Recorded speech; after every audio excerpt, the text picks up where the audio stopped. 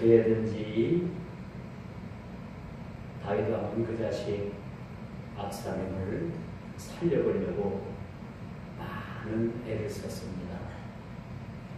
그래서 자기 수하에 있는 그 요압이나 다른 장수들에게 가능하면 압살롬의 생명을 해하지 말고 가능하면 그 아들을 좀 살려달라고 그렇게 부탁까지 했지만은 사실은 다윗의 바램대로 압살롬이 결국은 살지 못하고 그렇게 싸늘한 죽음으로 그렇게 죽음을 맞이한 사실을 우리가 보게 됩니다. 그래서 여러분, 사람이 먼저 왔다고 해서 나중 가는 것은 아니고 나중 왔다고 해서 먼저 가는 것은 아니다. 이 세상 이치와는 많이 다릅니다. 그러나 우리가 이 죽음이라는 것을 우리가 한번 놓고 볼 때는 참 그리스도 안에서, 우리가 신앙 안에서 참 하나님의 부름을 받고 죽는 것은 어찌 보면 참 행복한 일이라고 말씀드릴 수가 있겠죠. 근데 오늘 이 압살롬의, 다윗의 왕의 총애하던 아들인 압살롬의 죽음은 사실 그 다윗으로 봐서는 엄청난 그러한 고통이었고 슬픔이었다는 것을 우리가 보게 됩니다. 그래서 우리 옛말에 그런 말이 있죠. 자식을 앞세우는 그 자식을 땅에 묻는 것이 아니라 가슴에 묻는다. 전 그 말이 이해가 갑니다. 죽음이라는 것은 언제나 항상 우리에게 있어서 기쁨은 물론하거니와 슬픔으로 인해서 우리의 삶이 많이 고통하는 일들을 많이 보게 된다는 거죠.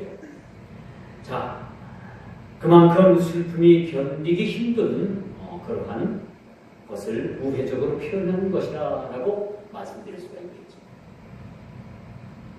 근데 오늘 이 본문 말씀을 우리가 살펴보면요, 참으로 전쟁의 승리도 잠시뿐이었고 다윗은 깊은 시름에 빠지게 되는 거죠. 왜 전쟁에 이겼음에도 불구하고 다윗은 기뻐할 수가 없었을까? 왜 슬픔에 잠겼을까? 오늘 8절에 보니까 다윗이 그 문으로 나가서 대성 통곡을 해요. 내 아들 압살롬아, 내 아들 압살롬아. 그 다윗의 마음을 우리가 참 생각하면 우리 마음도 더불어서 그렇게 슬픔이 저며오는 모습을 우리가 보게 되는 겁니다. 물론 전쟁에서 승리했어요. 이젠 다시 자기가 지었던 그 성으로 돌아갈 수가 있습니다. 모든 것이 왕권이 확립되고 다시 왕이 올라서 그 세상을 호령할 수도 있는 그런 상황임에도 불구하고 다윗은 결코 기뻐할 수가 없었다는 거죠. 그래서 여러분, 이 전쟁의 승리에도 불구하고 다윗은 깊은 시름에 빠지게 됩니다. 그 이유가 뭘까요? 그 이유는 자기가 그토록 총애하던 아들, 비록 그 아들이 자기를 반역해서 전쟁을 일으키고 또 자기 생명을 그렇게 위협한 아들이었지만은 그 아들이 죽었다는 사실에 대해서 다윗은 얼마나 많은 큰 슬픔에 그렇게 젖어 있는가라는 것을 오늘 본문을 통해서 우리가 보게 됩니다. 비록 그 아들이 자기 자신을 해하려고 했다고 하지만은 아버지는 그 아버지의 마음으로 그 자식의 죽음에 대한 그러한 슬픔을 받아들일 수가 없었던 겁니다.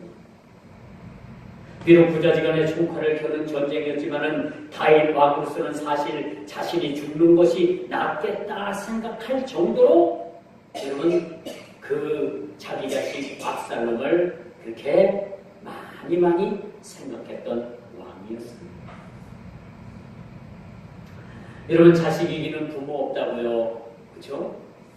부모, 자식이 물론 전쟁을 일으켜서 자기 자신은 그 도성에서 쫓겨나고 그런 어떤 빈비판 생활을 하고 그 전쟁의 소용돌이에 휘말리고 어려운 지경에 그것도 이제 요단을 건너가지고 그 모압 땅에 숨어들었던 그런 다윗의 처지를 생각하면은 어찌 보면 그 자식이 괘씸할 수도 있어요.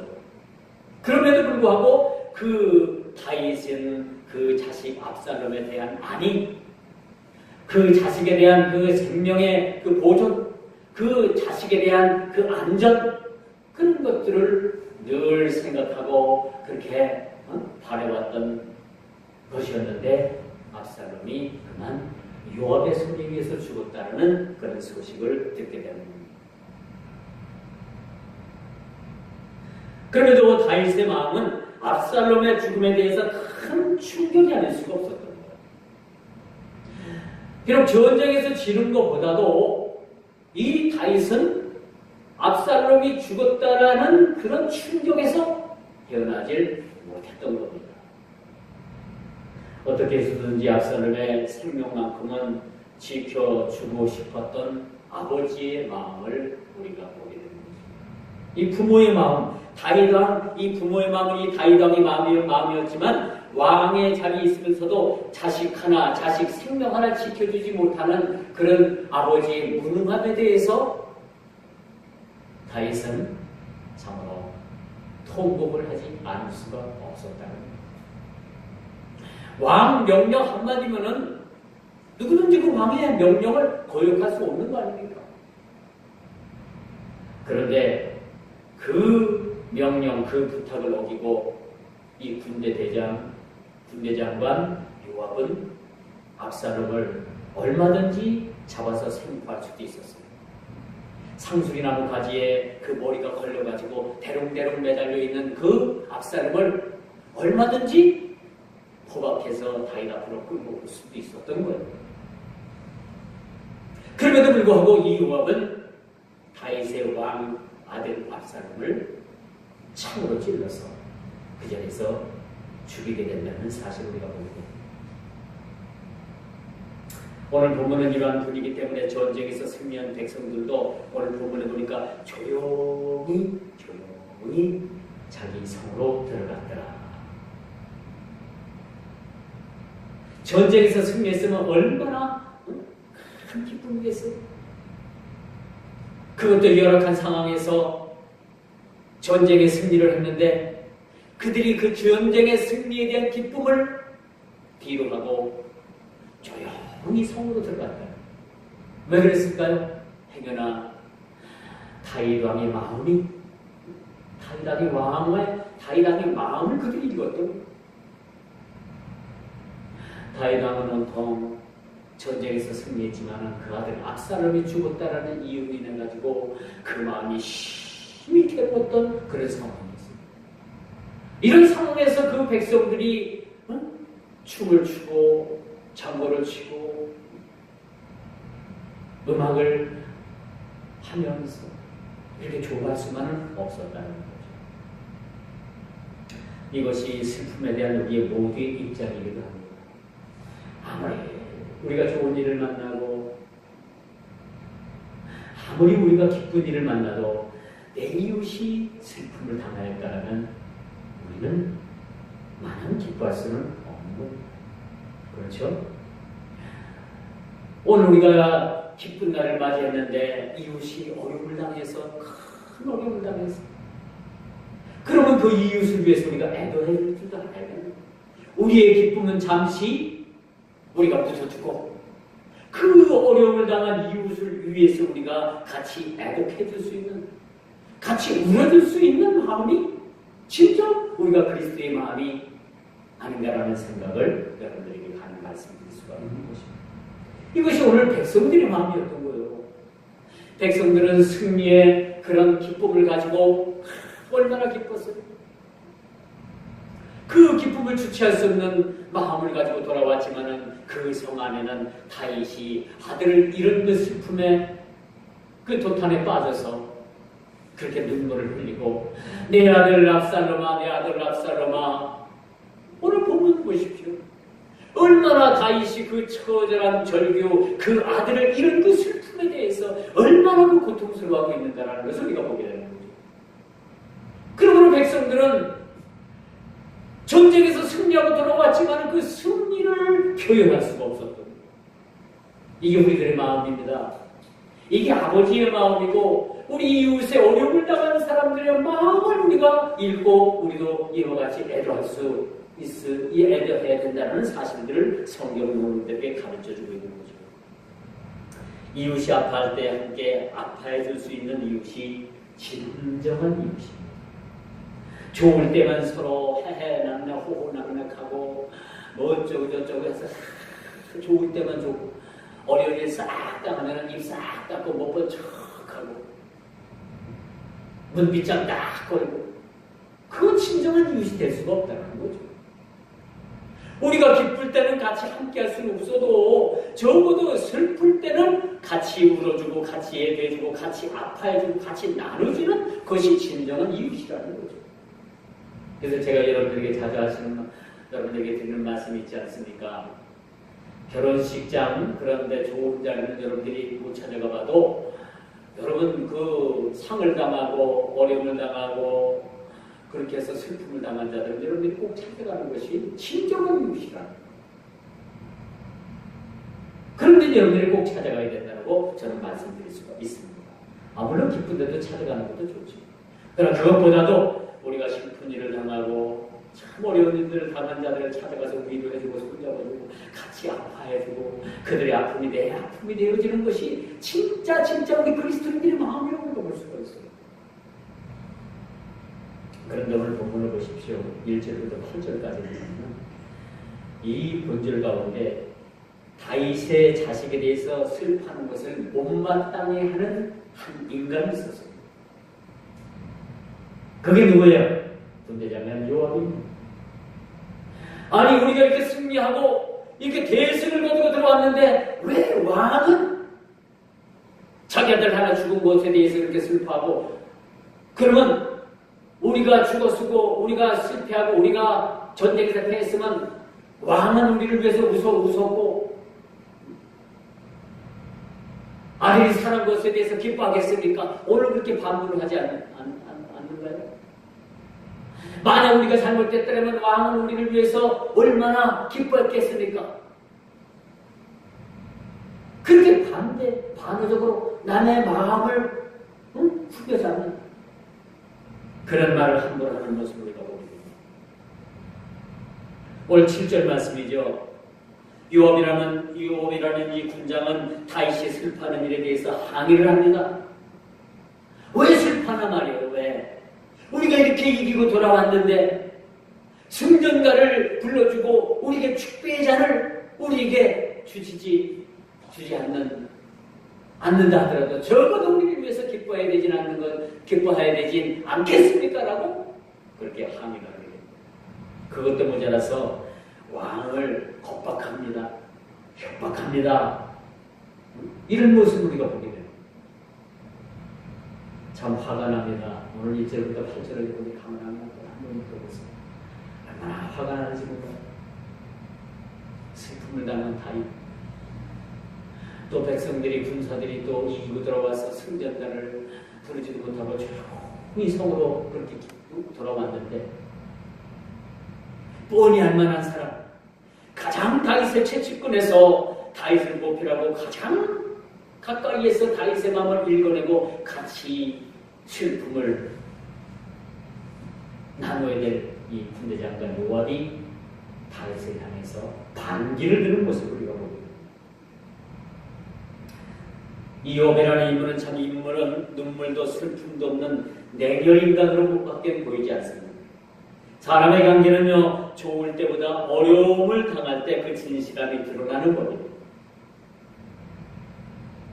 아랫사람 몰아붙이듯이 다윗 왕에 대한 품위를 현저하게 끌어내리는 이 모습은 올바른 행동이 아니라는 거죠. 자, 물론 압살롬에 행한 일들은 죽어 마땅한 일입니다. 그러나 예외도 있는 거예요. 예외도. 다윗은 압살롬을 살리고 싶었어요. 자식보다도 것보다도 그 압살롬을 살려서 참 인간 만들어 보고 싶었던 거죠. 그런데도 그 기회를 주질 않았습니다. 그토록 살리고 싶어 했던 아들을 이런 슬픔이야 누가 대신 해줄 수가 있겠습니까?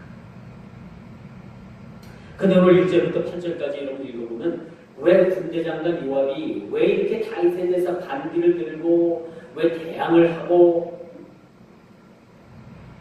왜 이랬을까? 여긴 이유가 있다고 우리가 생각을 합니다. 왜 그랬을까요? 한 사람이 죽고 사는 일, 요압이 자기 자식이 요압이라는 인물의 자기 그 인물이라는 자식이 그렇게 해서 죽었더라는 요압은 어떻게 생각했을까? 어땠을까? 저는 그런 생각을 한번 해봐요. 입장 바꿔놓고 생각해봐. 우리는 더러는요 이런 생각을 한번 해봐야 돼요. 우리가 아무리 우리 처지가 정당하고 상대방이 잘못했어도 한 번쯤은 입장 바꿔놓고 한번 생각해 보는 기회가 좀 있어야 되는 것 같아요. 왜 그래야만 했을까? 그 상대방의 입장에 서서 우리가 그 입장을 한번 생각하고 우리도 그 입장이 되어보는 게 참 좋다고 생각을 합니다. 그토록 살리고 싶어 했던 아들을 잃은 슬픔이야 누가 대신할 수가 있겠습니까? 무슨 일이 있어도 살려야 한다는 다윗 왕의 명령을 어긴 장본인이 바로 요압이라는 인물. 가장 최측근 인물. 그 요압이 자기 손으로 직접 다윗의 아들을 죽인 겁니다. 왕의 명령을, 왕의 부탁을 거절한 거죠. 하나님께서도 무슨 일이 있어도 죽어 마땅한 인간을 살리시기 위해서 예수님을 이 땅에 보내주셔서 우리 대신 예수님께서 죽으셨습니다. 저와 여러분들은 마땅히 죽을 사람들이에요. 어느 하나 변명 하나 변명 여지가 없습니다. 어떤 우리가 부실도 없어요. 우리가 바늘구멍만큼도 우리가 살 그러한 이유가 우리에게 없습니다. 그런 우리를 하나님께서 그 독생하신 예수 그리스도를 이 땅에 보내주셔서 우리를 위해서 대신 죽으신 겁니다. 이게 하나님의 사랑. 오늘 우리가 다윗의 마음을 읽어봐요. 왜 그토록 살리고자 했는가? 그렇게 어긋난 길로 갔던 압살롬을 살려서 참으로 인간답게 한번 그 아들을 갱생시키기 위한 그런 다윗의 마음이 있었지 않았겠는가 라는 생각을 가져요. 이런 마음을 가지고 있었던 압살롬을 죽인 이 요압, 무엇 가지고도 변명할 수가 없어요. 그래서 오늘 1절부터 8절에 보면은 그 말도 안 되는 그런 이유를 달아서 다윗을 뭐라고 칩니다. 자신이 행한 행동에 대해서 정당성을 확보하겠다. 나중에 행여나 다윗 왕이 이 일에 대해서 재론을 하고 압살롬이 어떻게 죽었는가에 대해서 다윗이 그 내용을 알게 된다는 분명히 요압이라는 인물도 다윗으로부터 여러분 자유로울 수 없고 그것 때문에 자신이 행한 행동을 정당화하기 위해서 정당성을 확보하기 위해서 다윗 왕을 오늘 이렇게 뭐라고 칩니다.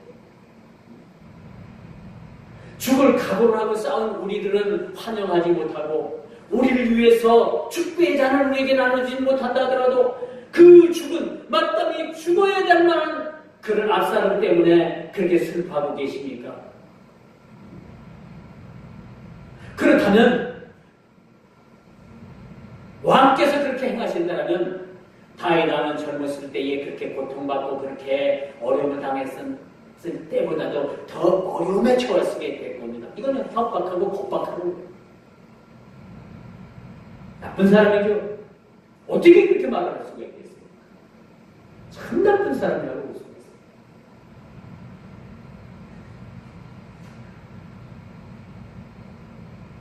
나중이라도 이 일이 언급되는 백성들과 자신들과 함께 싸웠던 군사들을 핑계 삼아서 압살롬을 죽여야 했던 정당성을 확보하기 위해 이 요압의 그 머리가 이 계산이 이 본문을 보면 보이는 거예요. 너무 약하게 핑계 아닌 핑계를 대고 있는 거예요. 그것도 정당성의 핑계가 아니라 다윗 왕을 모함을 합니다. 저주를 합니다. 오늘 본문에 보면 저주예요.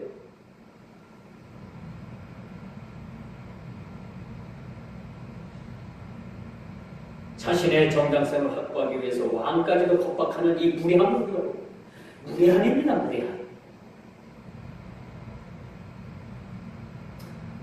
제가 화가 나서 제가 흥분돼서 더 이상 말씀은 제가 하지 않겠습니다. 말씀의 결론을 맺겠습니다. 이 요압의 꼼수는 비열보기까지 합니다. 뭔가 의아리가 뒤바뀐 것 같아요. 너무 더 어색한 모양이에요.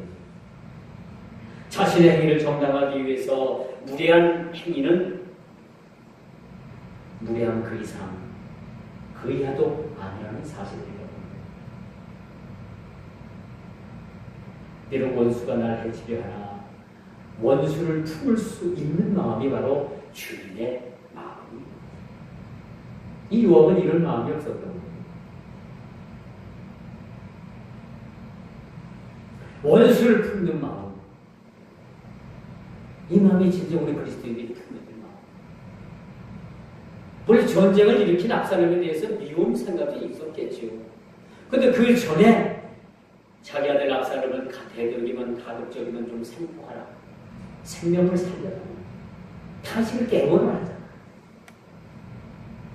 왕의 명령이잖아요. 그러면 그 밑에 있던 그 군대 장관인 요압은 그 다윗의 명령에 따라서 압살롬을 살렸어요. 물론 압살롬이 죽을 짓 했어요.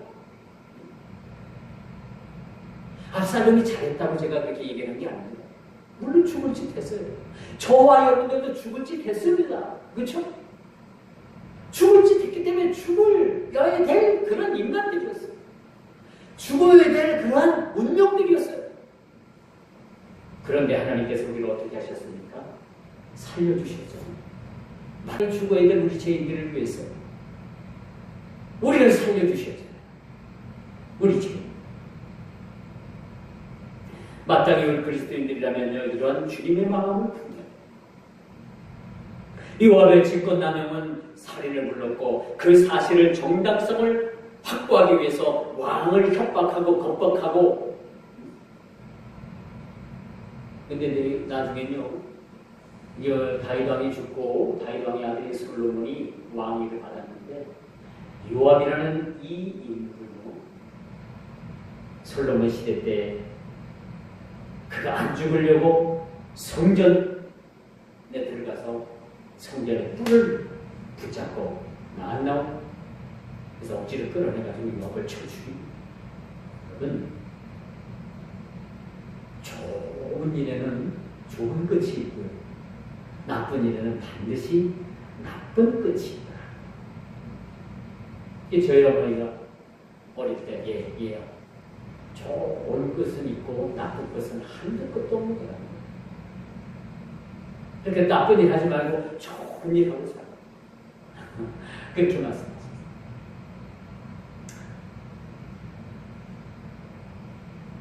하나님의 은혜를 저버리고 멸망받을 일을 자초하는 것은 결코 주님께서 기뻐하시지 않는다는 거예요.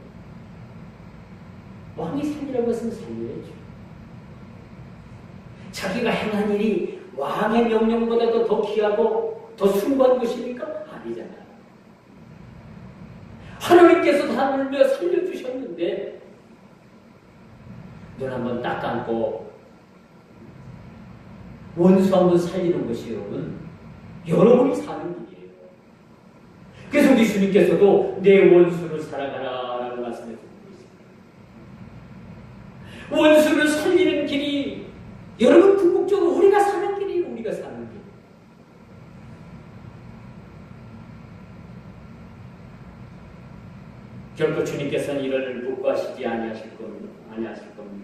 은혜를 저버리고 멸망받을 일을 자처하는 것은 결코 우리 주님께서 묵고하시지 않는다는 사실을 기억하시고 오늘 주님께서 말씀하십니다.